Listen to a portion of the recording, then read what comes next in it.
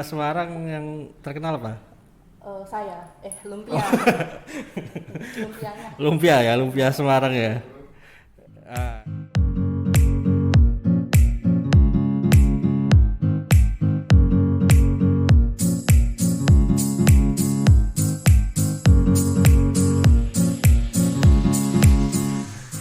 Assalamualaikum warahmatullahi wabarakatuh. Selamat sore kawan pajak. Kita jumpa lagi di acara Mojok Podcast. Kali ini kita udah nyampe di episode ke-13. Bersama saya udah hadir seorang bintang tamu spesial kali ini. Kakak yang kece banget ini ya. Monggo boleh diperkenalkan. Perkenalkan, nama saya Andri Wijayanti. Saya bekerja di KPP Pratama Mojokerto, khususnya di seksi ekstensifikasi dan penyuluhan. Iya. Andri Wijayanti Widyaning Tias. Pakai Z. Iya mas, soalnya generasi Z. Generasi Z, oke. Kak Andri ini boleh dibilang sebagai IO atau mastermind di acara-acara KPP Pratama Mojokerto. Kebetulan kan karena seksi ekstensifikasi dia banyak in charge di tugas-tugas semacam sosialisasi, penyuluhan gitu ya, betul ya? Iya betul. Ya. Jadi apa aja nih yang setiap hari di tugasnya Kak Andri di seksi ekstensifikasi? Kalau saya lebih ditugaskan itu ke seksinya, fungsi yang penyuluhannya ya. Penyuluhan ya. Kalau ekstensifikasinya kan lebih ke AR-nya, kalau AR-nya saya ya. ke penyuluhannya. Nah, tugasnya itu tiap hari adalah saya itu kayak mengkoordinasi atau membuat penyuluhan. Penyuluhan, membuat ya? Ya, kayak bulan ini mau penyuluhannya mau apa aja Oh sih ya, gitu ya. berarti nggak salah ya kalau kita bilang sebut kayak EO ya kayak. Iya, iya. Kayak IO sih sebenarnya ya. Iya ya. Jadi ada sosialisasi penyuluhan gitu ya. Terus Kelas pajak. kelas pajak, ada pajak bertutur juga ya. Pajak bertutur. Pajak bertutur itu kegiatan sosialisasi pengenalan pajak ke sekolah-sekolah ya. Ada SD, ada SMP, ada SMA. Khusus untuk tahun ini karena kita sedang memasuki masa pandemi, jadi pajak bertutur diadakan secara daring. Iya. Ya betul ya. Terus ada kemarin itu juga ada lomba mural ya. Oh, ada. Lomba mural ya itu kan ya. Terus ada juga kelas pajak ya, rutin ya. Iya, rutin kalau kelas pajak. Kalau kelas pajak itu gimana? Sekarang maksudnya kan ini masa pandemi. Kalau harusnya kan kelas pajak itu kita ngumpul di kelas atau di aula, terus ada pemateri ngasih sosialisasi gitu. Kalau sekarang masa pandemi gimana kelas Kalau pajaknya? normalnya kan emang kayak gitu ya, dikumpulkan di dalam satu ruangan, belajar bareng gitu ya. Belajar bareng. Kalau selama masa pandemi tentunya kan ada perubahan tuh. Kita memanfaatkannya dengan sistem daring. Daring Pakai ya. aplikasi Zoom biasanya. Terus kalau daring, kawan pajaknya kalau mau ikut gimana caranya? Biasanya saya menyebarkan undangan dulu kan lewat SMS Blast. Undangan? Diantarin ke rumah-rumah gitu? Enggak, Oh enggak. SMS Blast mas. SMS Capek Blast. mas. Kirain kayak zaman dulu kan undangannya diantarin satu-satu. Enggak, Enggak ya? SMS Blast ya sekarang ya? SMS Blast. Terus kita juga sebarkan di media sosial kami. Media sosial. IG, Di IG. Twitter, gitu. Oh di medsos ya, berarti sekarang udah pokoknya memanfaatkan media-media yang kekinian dan terkini ya. Itu nggak capek itu handling ini itu. Kalau dibilang capek nggak capeknya ya kalau kerja pasti capek. Oh pasti capek ya? Oh iya iya. Cuma kan saya itu punya teman-teman dan alhamdulillah tuh saya diselilingi oleh orang-orang baik. Oh gitu. Mas, ini contohnya adalah salah satu bagian dari tim kreatif KPP Pratama Mojokerto. Wah, Karena ini. tanpa adanya tim kreatif itu media sosial di KPP Mojokerto ini nggak akan berjalan dengan baik. Apalagi medsos dan daring-daring lainnya itu kan sangat berguna banget dan menjadi tonggak utama kan dalam masa pandemi ini. Ya. Berarti sekarang ini istilahnya hampir 95% kali ya. Kita kegiatan tatap muka atau datang ke kantor itu kita alihkan menjadi via daring online ya. Minimalkan tatap muka secara Tatap langsung. muka, iya. Ini karena ini untuk juga menyangkut keselamatan kita semua, karena sampai sekarang juga vaksin juga belum ketemu kan. Terus di Mojokerto ini udah berapa lama? Saya di Mojokerto sekitar hampir 6 tahun. 6 tahun? Iya. Dari mulai penempatan tuh? Saya kebetulan OJT magang ya Mas ya. Magang di Mojokerto selama 13 bulan, kemudian penempatannya alhamdulillah Mojokerto lagi. Oh gitu, jadi OJT magang di Mojokerto, penempatan di sini juga kebetulannya. Itu udah siap, malamnya sebelum pengumuman tuh udah siap-siap packing tuh Mas. Udah mau pindah kos. Pindah gitu kan. kos ya. Ternyata Mojokerto juga. Jangan-jangan ini apa ibu kosnya yang ngurus supaya penempatan sini. Ya, betul. Kalau aslinya Kak Andri dari mana? Aslinya Semarang Mas. Semarang, kali ini banjir. Kali ini banjir ya. Iya, betul. Terus Semarang yang terkenal apa? Lumpia. Lumpianya. Lumpia Semarang ya. Ini informasi tambahan buat kawan pajak. Ini Kak Andri ini masih single, high quality. Buat yang serius mungkin boleh follow atau DM ke IG Pajak Mojokerto ya kan. Karena adminnya ya Kak Andri ini. Temunya sama saya lagi, Mbak. Jadi kalau kawan pajak kirim pesan DM ya, DM ke IG ya. Itu nanti atau komen terus ada yang balesin dari dari Pajak Mojokerto, berarti yang balesin Kak Andri ini ya. Diutamakan yang sudah follow IG Pajak Mojokerto juga ya. Kalau IG pribadi ada juga ya? Oh, ada. Ada nanti ya berarti ya. Following. Terus kan rumah jauh nih. Iya. Berarti kalau pandemi ini udah lama nggak pulang? Iya, menyesuaikan juga Mas, karena kan naik kereta juga susah kan. Kebetulan kan biasanya saya naik keretanya dari Mojokerto ke Semarang langsung. Karena pandemi ini ada penyesuaian jalur, jadi keretanya ditiadakan yang jurusan itu, jurusan Semarang Mojokerto. Terus naik kereta yang di Surabaya. Oh, bukan di Benteng Pancasila. Oh, bukan ya? Mas, itu kereta odong-odong. Maaf ya Mas. Iya kan bisa, kalau nggak bisa naik kereta itu kan bisa naik kereta yang di Benteng Pancasila. Terus ini sekarang kita kan kantor kita pegawai-pegawai juga hampir semua dapat jadwal WFH, WFO kombinasi kan ya. Kalau WFH ngapain aja tuh? Di sini ngekos ya? Di sini ngekos. Oh, ngekos ya, anak kos ya. Ngapain aja tuh kalau WFH di rumah itu? Apa di kos? Di kosan. Iya. Kegiatan. Kalau WFH itu mungkin bagi orang mikirnya wah enak WFH gitu ya. Ya bersyukur sih masih bisa WFH. Cuma menurut saya WFH itu kadang lebih menyusahkan daripada WFO. Menyusahkannya itu karena prasarana dan jaringannya kan nggak selengkap di kantor. Kayak ngeprint di kosan saya nggak punya printer. Beli dong. Aduh, minta uangnya. Terus jaringannya kan juga di kosan nggak ada. Iya. Cuma enaknya kalau WFH itu hemat Mas. Hemat laundry, hemat make up. Hah? Ya, karena kan nggak perlu mandi dulu sebelum kerja. Kalau sekarang kan nggak perlu make up juga kan, habis make up pakai lipstick juga ditutup masker ya kan? Oh enggak, cewek itu pakai lipstick terus ditutup masker itu tetap ya? Itu artinya cewek itu sangat menghargai dirinya sendiri. Oh iya betul. Berarti malah lipstiknya lebih boros ya kan? Iya, nempel gitu ya. Nempel di masker, dioles lagi gitu ya. Kalau boleh milih, pilih WFH apa WFO? Kalau boleh milih, saya milihnya WFO. WFO, kenapa? Karena bisa bertemu dengan teman-teman yang lain. Karena kerja sambil bercengkrama, bercanda, tawa gitu tuh lebih menyenangkan sih bagi saya ya. Menyenangkan ya. Jadi waktu kerja dari jam 8 sampai jam 5 itu nggak kerasa sih menurut saya. Ya berasa lah tetap ya. Ya berasa, apalagi sebelahnya Mas ini tuh. Pinter.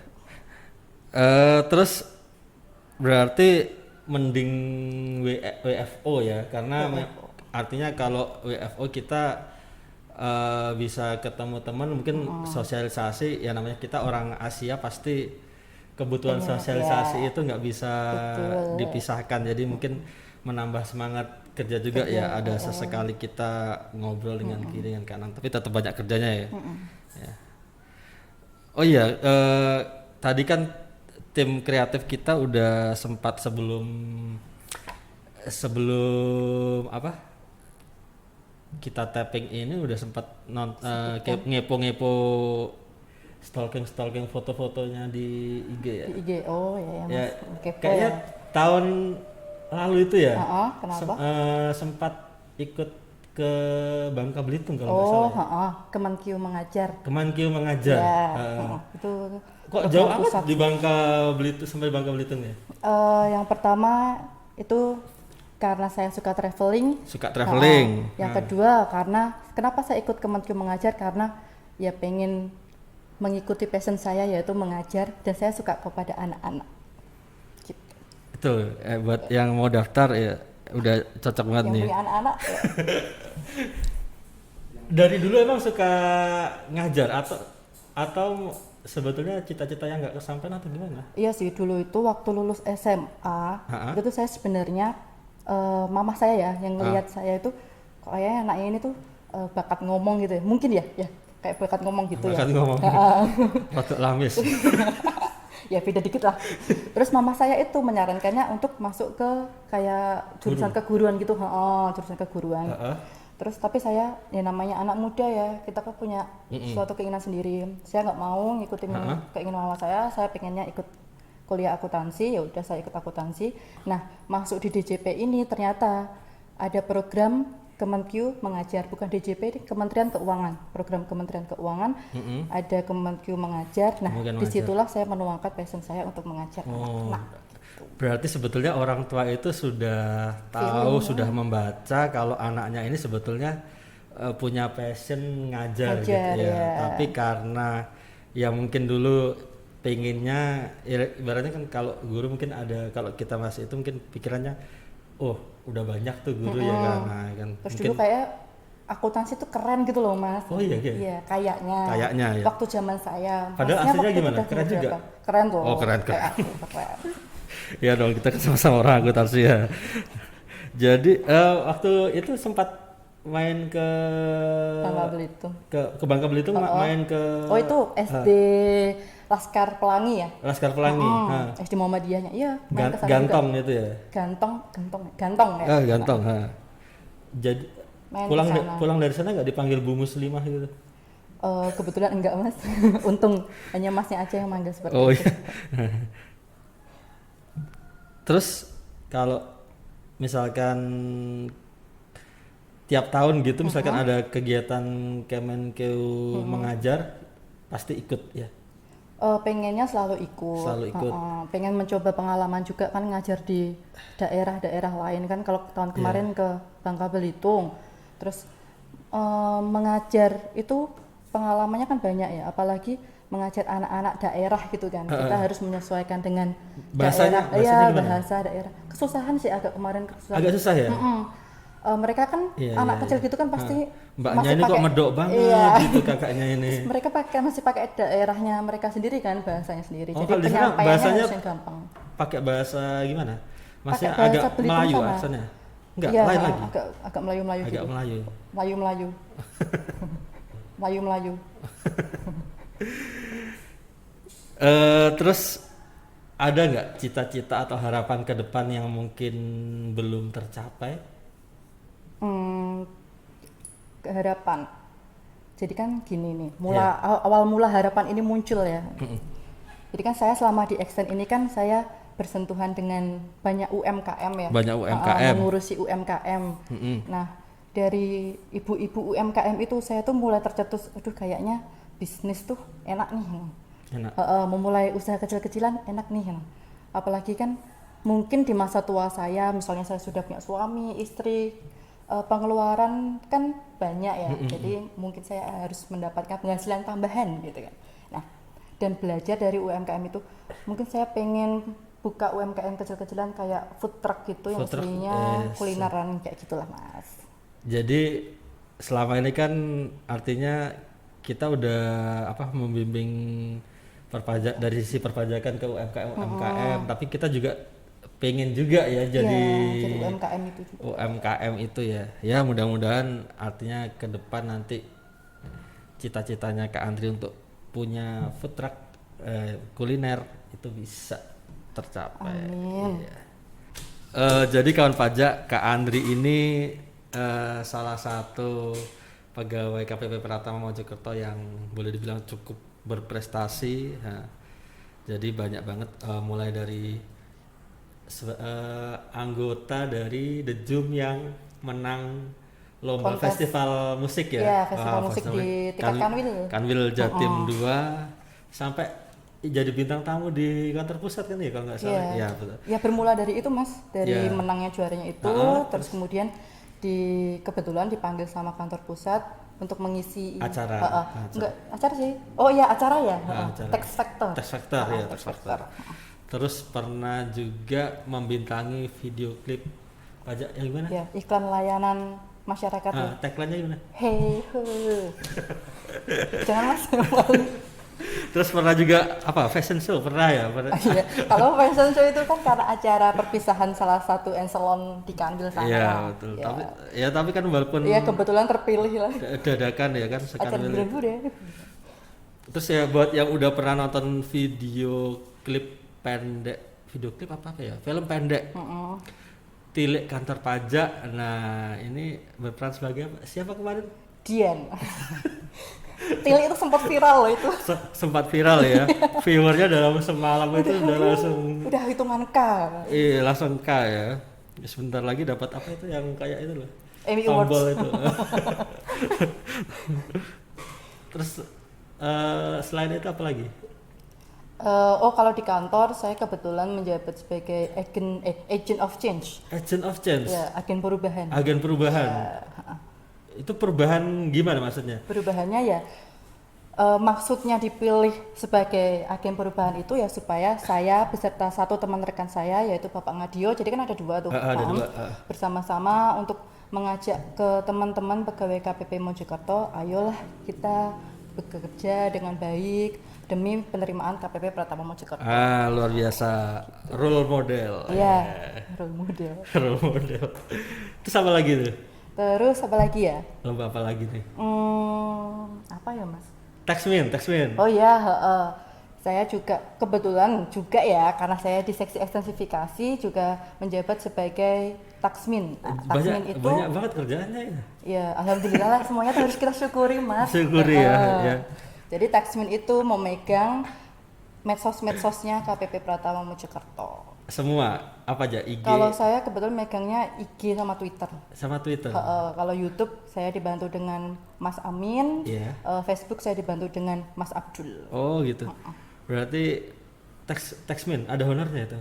Nggak ada, kita semua bekerjanya sukarela dari hati Mas. Ya sukarela dari hati. Ya, tulus. Njobo tegar jero. Ambiar. Jadi Kak Andri ini juga saya tahu juga ngefans sama almarhum Didi Kempot ya. Hafal ya hampir semua lagunya ya. Biasanya sih saya diiringi sama Mas ini nih. Nah, Mas Indra. Masnya ngefans apa kalau sama musik-musiknya Lord Didi itu? Oh, kalau bisa ringtone HP saya lagunya Didi Kempot, saya bikin ringtone-nya lagunya Didi Kempot. Oh, gitu. Nah, terus kemudian kalau Didi Kempot konser, kebetulan saya nonton. Itu waktu Sampai di kemana? Solo. Nonton? Serius? Nonton sih ya. Mosok Di Solo. Solo. Waktu sama siapa? Si Kobam tuh Gofar Hilman. Gofar bukan Amin Gofar ya. Bukan. Kalau itu cukup naik satu lantai aja. Gofar Hilman. Oh yang acara ngobam itu ya. Ngobam. Just Traffic nonton di Just Traffic nonton. Itu ada juga kan ya kemarin ya. Iya. Jadi kalau generasi Z ini udah beda. Kalau dulu mungkin campur sari di Didi Kempot itu mungkin orang masih malu-malu. Ya, Tapi kalau malu. sekarang itu memang sudah maksudnya ini kita. Jadi why not gitu. Itu kan ya karena Didi Kempot juga kan yang mencoba mengenalkan musik-musik seperti itu ke milenial kan. Nangiso tak jogeti. Iya, Mas Sadat. Oh ya, kita kembali lagi ke kelas pajak. Untuk waktu yang terdekat ini mungkin di minggu depan ini apakah ada jadwal kelas pajak yang mungkin bisa diikuti oleh kawan-kawan pajak di Mojokerto? Ada. Kita bakal mengadakan kelas pajak online ya tentunya. Iya. Tanggal 29 September itu 29 hari Selasa September. ya. Selasa besok itu. Cara daftar itu mesti daftar dulu ya? Itu tentang Tentang implementasi e-faktur E-faktur 30. 30. Karena kan aplikasi itu wajib digunakan mulai 1 Oktober kan. 1 makanya Oktober. kita Udah mengadakan deket kelas belum? pajak itu. Kenapa? Udah deket berarti ya? Iya, Eh, sudah. Berarti kalau yang berkenan mau ikut masih bisa Itu daftar dulu. Kebetulan kan kuotanya terbatas. Kuota terbatas. Jadinya cepet-cepetan daftar. Cepet-cepetan. Untuk berapa orang maksimal? 100 orang. 100 orang. Jadi buat kawan pajak yang belum daftar, pengen ikut kelas pajak, bisa Chat chat dulu WA ke nomor di nomor layanan. ini. Nah, kita tulis di sini. Nanti buat yang mau join, Mau join. nanti cukup WA aja ke situ, nanti akan dibalas oleh adminnya yaitu saya juga sendiri bisa masuk kuota atau tidak. itu via Zoom ya? Iya, via Zoom. Via Zoom. Jadi nanti kan pajak akan dijelaskan mengenai tutorial mengenai e-faktur yang 30 yang Terbaru. terbaru. Jangan sampai ketinggalan. Lah, misalkan ada kawan pajak nih yang udah kehabisan kuota, terus mau pengen tahu cara tutorialnya untuk e-faktur 30 itu bisa lihat di mana? Bisa, nanti kemungkinan hasil Zoom-nya itu akan kita sharingkan ke publik, atau juga kemungkinan juga kita akan mengadakan kelas pajak ya dengan tema yang sama beberapa hari kemudian. Oh, berarti nanti jangan khawatir buat yang kalau kuotanya udah habis yang untuk kelas pajak pertama, nanti akan diadakan kelas pajak season berikutnya supaya semua wajib pajak di Mojokerto bisa terakomodir, bisa paham penggunaan e-faktur yang 3.0. Oke, sebelum Mojok Podcast sore ini kita akhiri, mungkin dari Kak Andri ada kata-kata mutiara mungkin yang ingin disampaikan atau quotes? Apa ya, Mas? Mungkin satu ya. Apa itu? Cobalah cintai pekerjaanmu, maka kamu akan mendapatkan cinta dari itu. Wih, pengalaman bukan? Sedikit lah ya. Sedikit ya, sedikit dan masih still running atau udah berlalu? Itu rahasia, Mas, sorry. Kita jumpa di podcast selanjutnya. Oh iya, betul. Oke, terima kasih kawan pajak yang sudah setia mengikuti Mojok Podcast. Semoga Mojok Podcast selalu bisa menghadirkan obrolan yang menarik, bermanfaat, dan juga menambah pengetahuan kita semua. Dan jangan lupa jaga kesehatan, taati protokol, gunakan masker, jaga jarak, dan selalu cuci tangan. Sampai jumpa.